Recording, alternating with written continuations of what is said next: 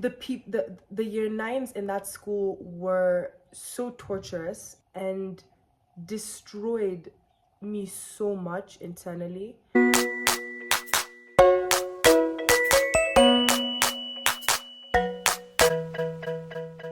I was going to sit down, but then I realized this dress looks so fantastic.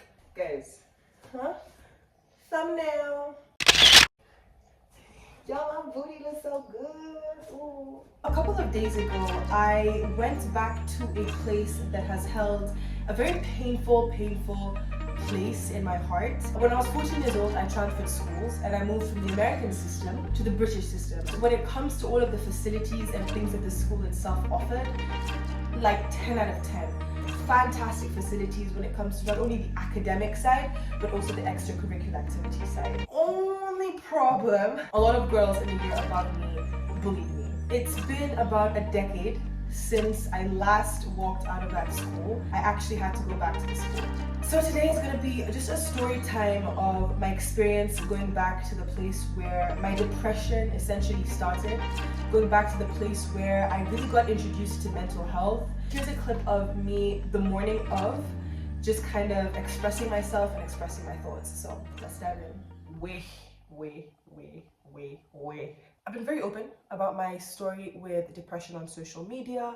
The first video I ever posted about my depression, telling my story, I ended up putting it on private simply because I don't really resonate with who that girl is anymore.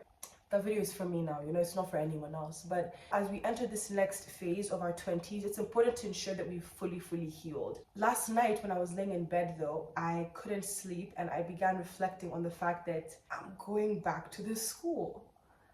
Oh my God, like what am I going to do? I want to reminisce and reflect, and I want to be okay with all of the emotions coming up, because that's the only way to heal, right? It's going to be a very open and honest video. Now let me go look cute. Y'all know if I'm stepping back into that hood, you know, we gotta look bomb. You know, we gotta look bomb. Be the baddest bitch. I literally remember posting on Instagram that morning about my outfit. I was trying to look like someone's mom who's just landed from Paris. Black formal attire, but I remember wanting to wear these specific strap-on heels because they were a bit sexy, a bit controversial, a bit of a statement piece. Guys, we have leveled up so much in the past decade. People need to know. So we've got the shoes, we've got the bag, we've got the maxi dress, you know, we've got the watch, got the earrings, got the shade with the silver accessory touch right there. Look at it. It's giving me Parisian mother that is taking her kid to parent-teacher conferences. So I'm about to head out right now to the taxi. A little bit nervous, feeling a bit hot and sweaty, but I'm excited. I think it's gonna go well. So wish me luck, and let's go. Hi, how are you? He said he left my name at the gate. Yes, thank you. Yes, yes. No problem. They even have a performing arts center. What? Yes, at 11. Visitor's badge, and here we are. So yeah, you can leave me there in front of secondary school. Yeah, here. Oh my gosh. I used to go to school here when I was 15, and it's my first time back, and I'm so shocked. Hello. How are you? For the reports that you were asking. It was it you I was speaking to? Yes. Nice to meet you. Thank you so much for your help and all the assistance. It was 100 years ago that I was here, so I know it must have been so hard to find the documents. Yeah, so actually I finished high school when I was 17, 18, and then I ended up working. So I've been working in media for the past 8 years here in Kenya. I've been doing very well. Online, digital is the future, you know. So I think I was just like an early adopter.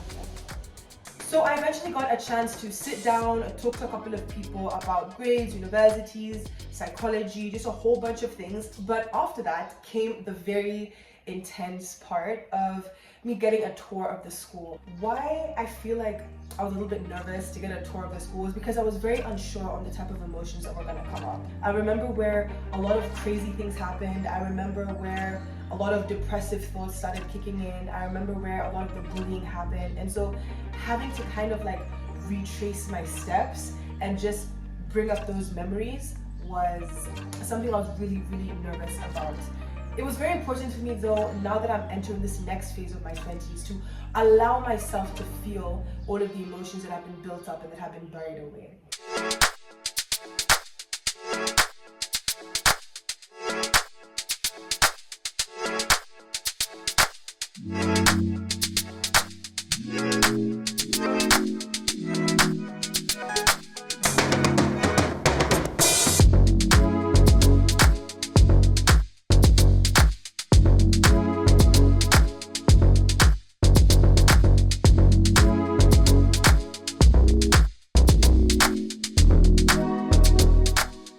Yes, we used to have a lot of shows here.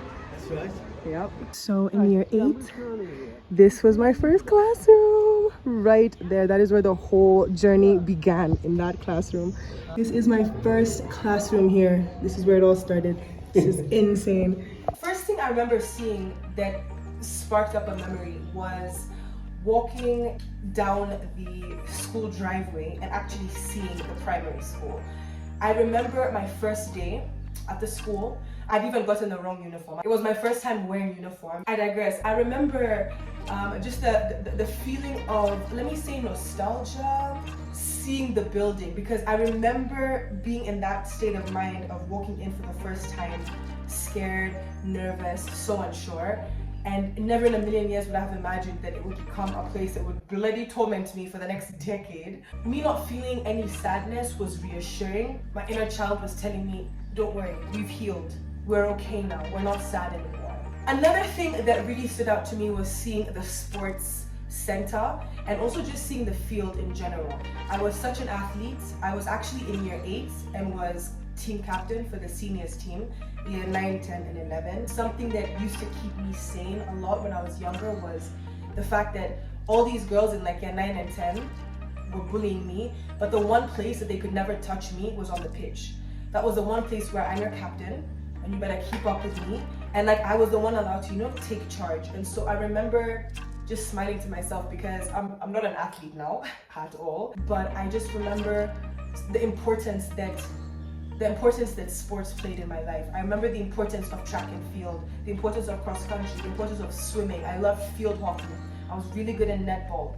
I was very excited to see the sports center and the field. Also, the sports center for some tea was where I got my first kiss. So I tried to film it.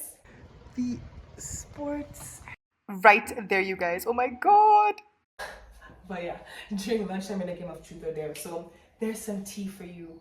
One of the places that I thought would make me feel sad was the rooftop Cafeteria. I remember us, like, we always used to eat lunch on this rooftop cafeteria place, and I'll never forget one of the days that Where the heck were all the teachers when this happened? one girl, I don't know what her boyfriend told her, but she accused me of doing things with her boyfriend. Mind you, at this point, guys, I hadn't even had my first kiss. I'd never even had a boyfriend before. I was 14, chubby, and clueless. I remember her shouting at me in front of everyone. And I remember like everyone in my year group heard, all the people, at that time I was in year 8. Everyone in like year 7, 8, 9, 10 were like all hearing her like cuss me out. You're trying to get my boyfriend, you're trying to take him from me. I remember she was some shorty from Scotland.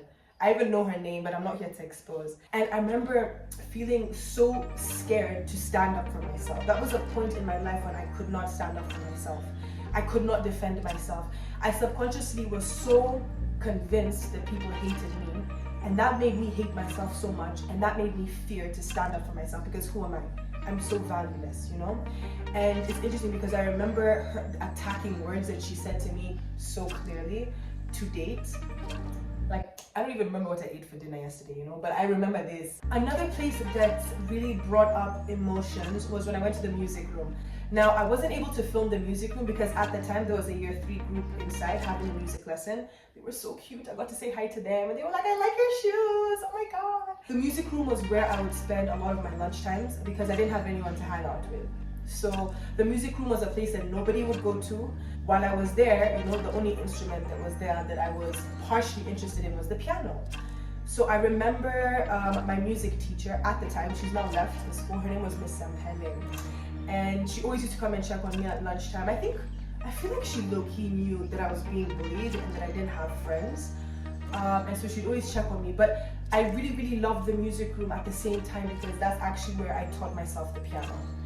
Something I've realized, you guys, is when you're going through a lot of bad in your life, whether it's bullying or just anything negative in your life, just know that there's a strong foundation being built. If I hadn't gone through the bullying, I would not have been one of the top athletes while I was in school at the time. I would not have taught myself the piano.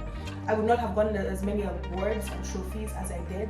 I didn't have friends, so I was spending so much time investing in my academics and extracurricular. But you see, at the time I wasn't seeing that.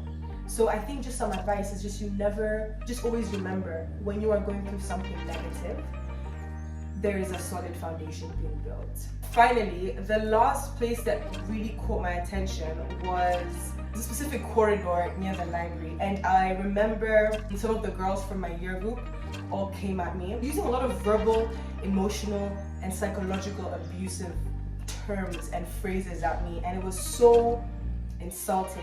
It's interesting because so many of the girls that were in my class I still know, but a lot of them don't even remember.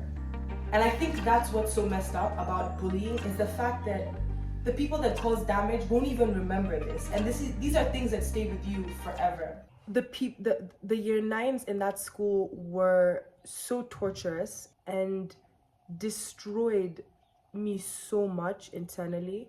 But I feel like going back has made me feel so light. I feel like so much weight that's been on my shoulders for the past decade has just been kind of lifted off me, and I feel like I can finally breathe.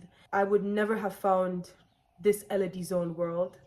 I would have never found psychology. I would have never wanted to be a mental health advocate. Right now, honestly, I feel very nostalgic. I feel like I just need to sit and reflect. I was gonna do work, so I want to do that now and then just like chill out for the rest of the day. I feel mentally exhausted. And I think for all of you watching, for those of you that did choose to take this video positively, when you feel like you're ready, allow yourself to go back to the times when you've been in pain, to go back to the times where you've prevented yourself from healing, and to just go back and do the work. Allow yourself to cry, allow yourself to be angry, allow yourself to be frustrated, because if you don't go through those negative emotions, you're not going to be able to feel the level of confidence and self-love and self-value that you deserve to feel. And I'm feeling really fucking emotionally drained after like filming this video. But yeah, I don't even have an outro. I hope you like the dress. Bye. We can go. Just me and you. Give me a show. You feel the vibe. We soul to soul. Got some drum. Maybe we can run anywhere. Yo, what you say, baby? We can go. With me